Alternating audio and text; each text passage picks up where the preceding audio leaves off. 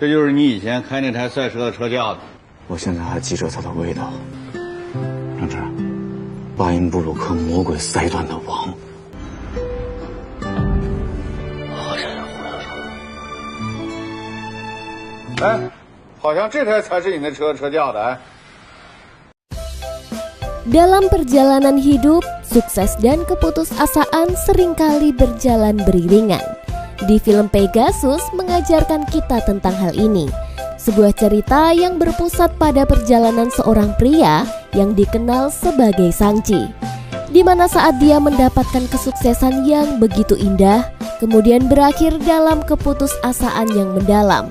Namun, apa yang membuat Shang-Chi ini terlihat unik adalah ketabahannya dalam mengubah keputusasaan menjadi kesuksesan besar, hingga membuat banyak orang kembali mengenal dan menghargainya. Lalu, bagaimana Shang-Chi berhasil meraih kembali kejayaannya? Yuk kita dengarkan perjalanan inspiratif Shang-Chi di film Pegasus. Film ini mengisahkan seorang pria bernama Shang-Chi yang dulunya adalah seorang pembalap rally terkenal dan tak terkalahkan. Dia bukan hanya terkenal karena kepopulerannya, tetapi dia juga amat tajir melintir. Namun takdir membawa Shang-Chi ke arah yang berbeda ketika dia melanggar kode etik dalam dunia balap. Shang-Chi yang jatuh miskin kemudian hanya tinggal bersama putranya yang bukan darah dagingnya.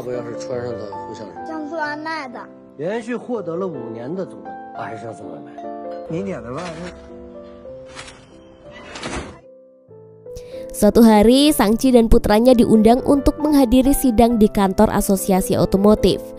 Dalam sidang ini, Shang-Chi berniat untuk menjelaskan semua kesalahan yang telah dilakukannya. Dia juga berambisi untuk meraih kembali kehormatannya sebagai seorang pembalap. Di kantor itu, banyak wartawan yang menghadiri sidang untuk meliput Shang-Chi. Karena hal itulah, Shang-Chi merasa kurang nyaman dengan kehadiran media yang kerap mengungkit masa lalunya.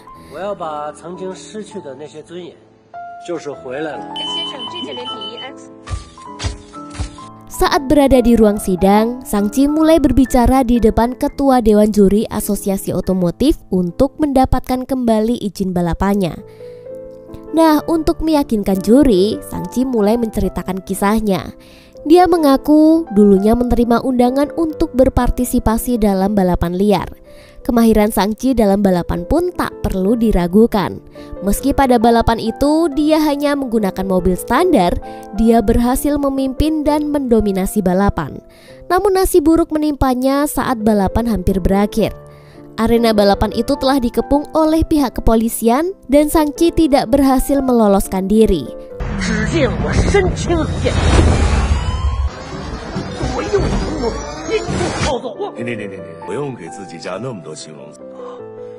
Akibatnya, dia pun tertangkap dan diberikan hukuman larangan untuk mengikuti balapan resmi selama 5 tahun.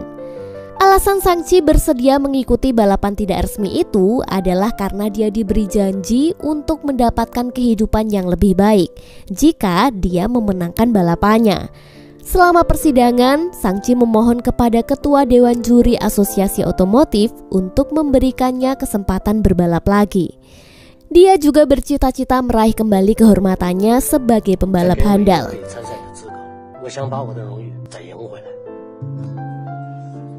Ketua dewan juri yang merasa iba mendengar permohonan itu memberikan Shang-Chi izin untuk balapan lagi. Dengan catatan, dia harus taat pada semua aturan balap dan melewati tes kesehatan. Shang-Chi pun merasa lega karena permohonannya pun diberi izin. Dia berjanji akan mengikuti semua ketentuan itu. Setelah persidangan, Shang-Chi menemui ketua dewan untuk berterima kasih. Dia juga mengakui bahwa dulu perilakunya sangat arogan. Dia juga minta maaf atas semua kesalahannya. Ketua dewan memaafkannya dan berpesan kepada Shang-Chi agar segera mengurus surat izin balapnya, sehingga dia pun bisa segera kembali ke arena. Setelah berpisah, ketua dewan bercerita bahwa selama beberapa tahun terakhir ada pembalap muda yang tak terkalahkan di arena balap. Mendengar itu, Shang-Chi hanya merenung dalam diam. Malam itu Shang-Chi menghubungi teman lamanya untuk bertemu. Dan temannya pun langsung meminta Sang-chi untuk bertemu di tempat kerjanya, yang ternyata dia adalah seorang pemeran dinosaurus di taman hiburan. Keesokan harinya, Sang-chi memutuskan untuk menemui temannya di taman hiburan itu. Sesampainya di sana, dari jauh dia melihat seseorang yang memakai kostum dinosaurus. Tanpa pikir panjang, Sang-chi pun berlari dan memeluk orang itu dengan erat. Dia beranggapan bahwa badut itu adalah temannya. Namun ternyata anggapan Sang-chi salah. Orang yang dipeluk bukanlah temannya, melainkan istri dari temannya itu.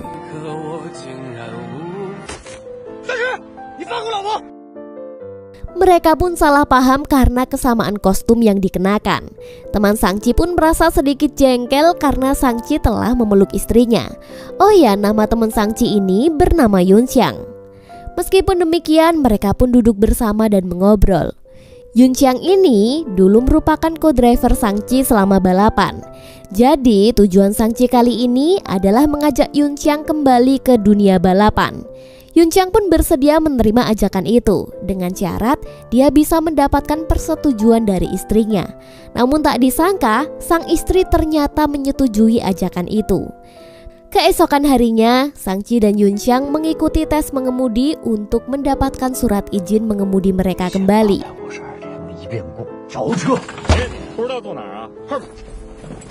Instruktur menanyakan alasan mengapa surat izin Sang-chi dicabut.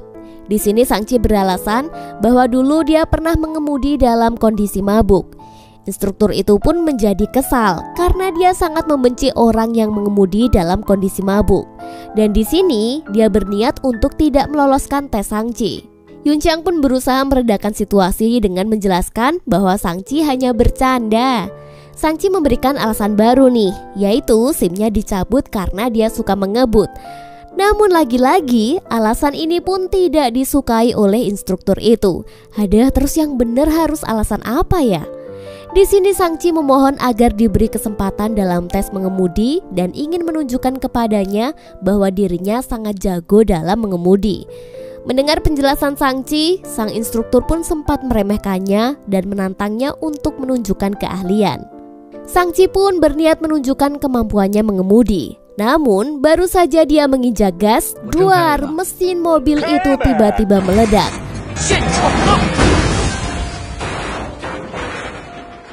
Akhirnya mereka pun gagal dalam menjalani tes itu. Di sisi lain terlihat seorang pembalap muda yang sedang berlatih di arena. Pemuda itu bernama Ling Sendong. Dia memiliki tim balap mobil yang sangat besar.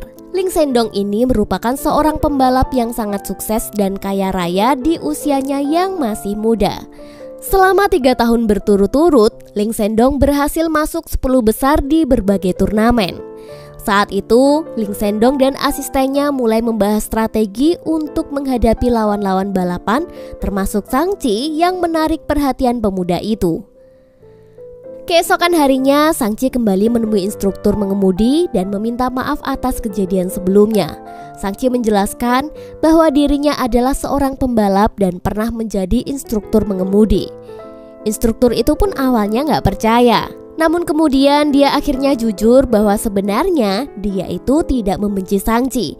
Dia hanya tidak suka Yunxiang karena memiliki rambut gondrong yang dianggap seperti bencong. Tanpa disadari, Yunxiang ternyata berada di belakang mereka di dalam mobil istri instruktur itu. Sang instruktur pun terkejut dong, lantas dia menyeret Yunxiang keluar dari mobil. Yunxiang langsung mengatakan bahwa dia akan menggantikan kerugian yang dihasilkan atas kejadian sebelumnya. Dan Sang-chi lalu memberikan sejumlah uang kepada sang instruktur. Uang yang diberikan Sang-chi ternyata 2 kali lipat dari kerugian yang dialami. Sehingga instruktur itu pun jadi galau nih. Ternyata sisa uang itu ditujukan untuk mengganti biaya kerugian yang disebabkan oleh mobil istri instruktur yang rusak saat digunakan Sang-chi selama latihan balapan. Singkat cerita, Sang-chi akhirnya berhasil mendapatkan surat izin mencintaimu. Salah, maksudnya mengemudi. Dia juga mendapatkan surat izin balapan yang membuat mereka sangat senang. Tak lama, Ling Sendong datang menemui mereka dengan tujuan untuk berbicara. Dia sangat tertarik dengan Shang-Chi dan berniat mengajaknya bertanding di turnamen resmi. Ternyata, Ling Sendong sangat mengagumi Shang-Chi sejak usianya 18 tahun. Itu semua karena kemampuan balap luar biasa yang dimiliki Shang-Chi. Ling Sendong lalu menceritakan masa lalunya yang pernah dikirim ke luar negeri untuk menempuh pendidikan pembalap. Hal ini membuatnya dapat melihat kekurangan dan kelemahan yang ada di dalam diri Shang-Chi. Mendengar itu, membuat Shang-Chi merasa sedikit kesal. Sebelum pergi, Ling Sendong memberi kartu nama kepada Shang-Chi dan menawarkan bantuan sponsorship untuk mengikuti turnamen. Namun, ditolak oleh Shang-Chi karena dia merasa gengsi. Keesokan harinya, Shang-Chi menunjukkan seragam tim balapnya kepada Yun Xiang dan mereka berdua pergi ke bengkel mobil untuk menyewa mobil balap yang akan digunakan di turnamen. Namun, sesampainya di sana, dia bertemu dengan manajer bengkel mobil. Dia bernama Yi Yang yang dulu pernah satu tim dengan Shang-Chi. Manajer Yi tidak memperbolehkan mereka menyewa mobil karena khawatir akan kerugian reputasi dan sponsor jika mobilnya digunakan oleh Shang-Chi. Mereka berdua pun terus memohon kepada sang manajer. Namun, Yi tetap menolak permohonan mereka karena kesalahan yang pernah dibuat Shang-Chi di masa lalu. Manajer Yi pun meminta maaf dengan apa yang baru saja diperbuat.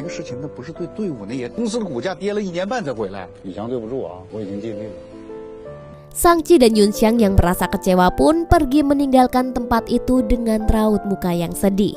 Pada saat mereka keluar dari bengkel, manajer Yi memanggil mereka kembali dan mengajak mereka ke tempat pembuangan mobil rusak. Di sana, Yi menunjukkan rangka mobil bekas dari tim balapan Shang-Chi dan mengatakan bahwa mobil itu sudah dibuang dan mereka bisa mengambilnya. Karena rangka mobil itu tidak lagi termasuk aset perusahaan, sehingga mereka pun bisa mengambilnya secara diam-diam. Nah, malam harinya, Shang-Chi dan Yun Xiang memutuskan untuk mengambil rangka mobil itu dengan menggunakan sepeda motor. Namun, aksi mereka dipergoki oleh penjaga yang berada di tempat pembuangan mobil itu. Meski Shang-Chi berusaha memohon kepada penjaga, mereka tetap tidak mau melepaskannya. Namun tiba-tiba muncullah seorang teman lama mereka yang bernama Jising. Dia datang dan berteriak kepada penjaga untuk membiarkan mereka pergi. Melihat Jising teman lamanya, Shang-Chi dan Yun Xiang pun melepaskan rindu dengan saling berpelukan. Mereka bertiga kemudian membawa rangka mobil itu ke gudang anggur milik teman dari manajer Yi. Di dalam gudang itu, mereka bernostalgia dan bercerita tentang masa lalu ketika mereka masih satu tim. Diketahui bahwa Jising dulu adalah pemimpin mekanik dari tim itu. Setelah bernostalgia, mereka mulai merencanakan untuk membangun kembali sebuah mobil rally untuk turnamen. Jising pun menanyakan budget yang mereka miliki. Tetapi sayangnya jumlah uang mereka tidak cukup untuk membeli beberapa suku cadang yang membutuhkan untuk membangun mobil itu. Nah, satu-satunya solusi adalah mencari sponsor untuk tim mereka. Dan di sini Jising pun mulai menghitung biaya yang digunakan untuk membangun mobil.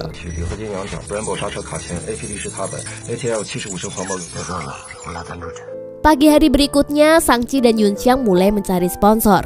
Mereka mengunjungi seseorang yang sangat kaya raya dan menjelaskan visi serta misi mereka. Namun sayangnya, orang kaya itu tidak tertarik dan langsung mengusirnya. Setelah menemui kegagalan mencari sponsor, Shang-Chi dan Yun Xiang mencari cara lain nih. Kali ini Shang-Chi mengajak Yun Xiang untuk bertemu rekannya di sebuah rumah makan. Akan tetapi, rekan Shang-Chi terlihat sedang mengalami mabuk berat. Dalam keadaan itu, tanpa sadar dia mengungkapkan bahwa bisnisnya kini telah bangkrut. Mendengar berita itu, bagai tak ada harapan, Shang-Chi dan Yun Xiang pun langsung pergi meninggalkannya dengan perasaan putus asa. Di tengah keputusasaan itu, Yun Xiang memiliki ide lagi nih untuk tampil di acara televisi dan berpura-pura menjadi orang yang membutuhkan bantuan dengan tujuan bisa mendapatkan sponsor lebih cepat. Hari berikutnya, terlihat Shang-Chi dan Yun Xiang mengikuti sebuah acara di televisi di mana peserta diberi waktu 6 detik untuk mengungkapkan mimpinya. Shang-Chi lalu merencanakan untuk memakai wear pack bertuliskan harapan mendapatkan sponsor.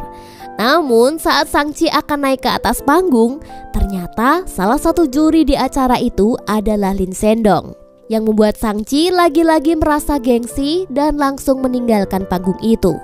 Yun Xiang yang melihat hal itu langsung menahannya dan meminta Sangchi untuk kembali ke panggung, mengingat hal itu adalah kesempatan satu-satunya mereka demi bisa mendapatkan uang.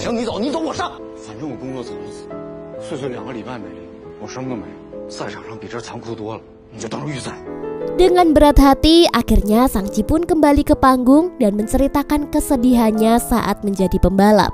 Namun tepat saat dia akan menutup resleting wear pack-nya, resletingnya tidak bisa ditutup dan ya waktunya habis deh.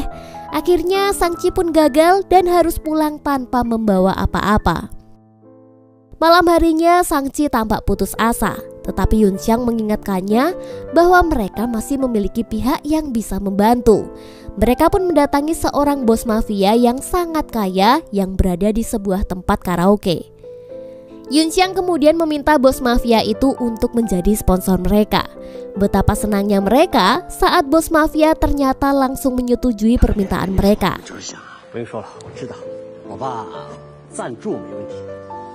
Namun dia memberikan sebuah syarat bahwa dia ingin nama kekasihnya ditempatkan di wear pack yang akan mereka pakai. Sebab bos mafia menginginkan nama kekasihnya dikenal oleh dunia. Asik. Kini mobil rally yang telah mereka bangun secara bersama pun akhirnya rampung. Sangchi dan Yun Xiang langsung mencoba mobil barunya. Di sini Yun Xiang bertugas melakukan pengaturan terlebih dahulu sebelum Sangchi menginjakan gas. Di sini Jising juga memberikan aba-aba untuk melakukan start dan mobil pun berjalan dengan sangat cepat. Dengan keahliannya, Yun Xiang memberikan arahan yang baik kepada Sangchi sehingga dia dapat memahami trek yang akan dilaluinya.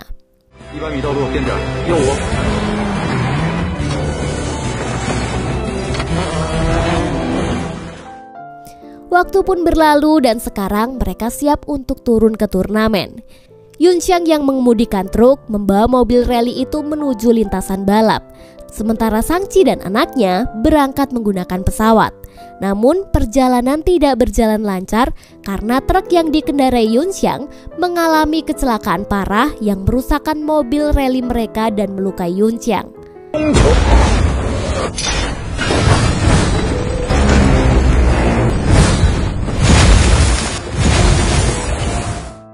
Saat Sangchi tiba di lintasan balap, dia terguncang melihat kondisi mobil rally mereka. Harapan untuk bisa kembali mengikuti turnamen ini pun kembali pupus.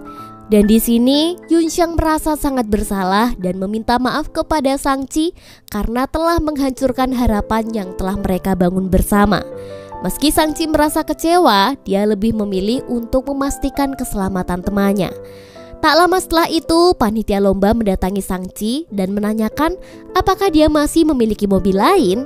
Dengan berat hati, Sangchi menjawab bahwa mobil yang rusak itu adalah satu-satunya mobil yang dia miliki. Panitia lomba lalu memberikan surat pengunduran diri dan meminta Sangchi menandatanganinya karena panitia sangat yakin bahwa Sangchi tidak akan bisa melanjutkan balapan karena mobilnya telah hancur lebur. Apalagi Yun Xiang tidak lolos tes kesehatan karena luka akibat kecelakaannya. Tepat sebelum Sangchi menandatangani surat itu, Lin Sendong mendatangi mereka dan menyarankan Sangchi untuk tidak menandatangani surat itu. Lin Sendong bermaksud membantu Sangchi memperbaiki mobilnya karena dia sangat ingin bertanding melawan Sangchi. Akhirnya, mobil rally Sangchi yang telah rusak itu mulai diperbaiki oleh mekanik tim Lin Sendong. Perbaikan itu juga dibantu oleh Jising. Meski tanpa co-driver, Sangchi tetap mampu mengikuti balapan itu dan memiliki harapan kembali untuk memenangkan balapan. Setiap 5 menit, satu demi satu peserta balap rally mobil mulai diberangkatkan dari garis start. Di sini tampak Lin Sendong beserta co-drivernya sedang mempersiapkan diri untuk melakukan start balapan. Ketika lampu hijau menyala, mobil yang dikemudikan Lin Sendong segera melaju cepat. Hal ini menunjukkan keahlian mengemudinya yang luar biasa.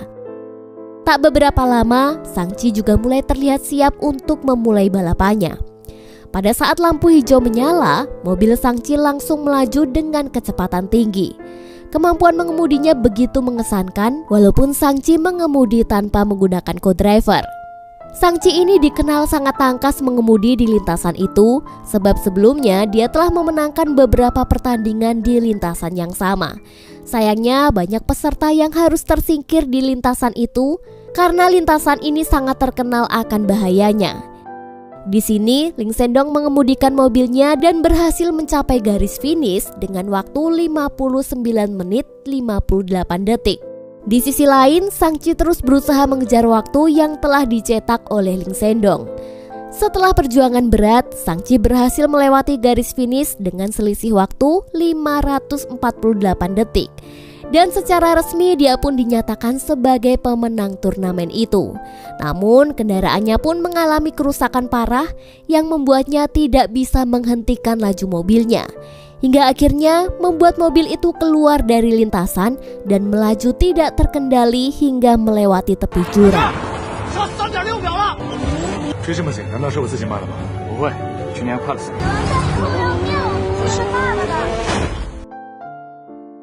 Meski mengalami peristiwa yang mengerikan, Sang-chi telah berhasil kembali meraih kemenangannya.